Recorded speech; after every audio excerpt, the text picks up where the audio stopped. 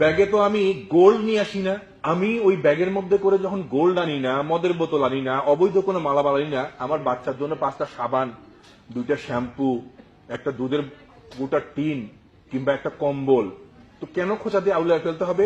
এই বাংলাদেশে প্রত্যেক বছর এখন 35 লাখ লোক প্যাসেঞ্জার বিদেশে যাতায়াত করে, তার মধ্যে 60%, 60%, প্রায় 18 লাখ লোক হচ্ছে আমাদের প্রবাসী। এই লোকগুলোর জন্য তো এখন আমি আলাদা এয়ারপোর্ট দাবি করতে পারি, প্রবাসী এয়ারপোর্ট বাংলাদেশ। যে আপনারা যারা ভদ্রলোক তারা ওই যে ভালো এয়ারপোর্ট দিয়ে যান, লাল গাড়িতে উপর দিয়ে যান, আমার প্রবাসী এয়ারপোর্টে নো কোশ্চেন আমাকে যেতে দিতে হবে, নো কোশ্চেন আমাকে আসতে দিতে হবে।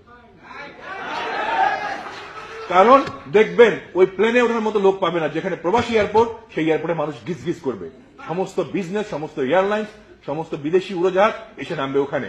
ওই ভদ্রলোকের এয়ারপোর্টে কোন উড়োজাহাজ আসবে না, ব্যবসা করবে না।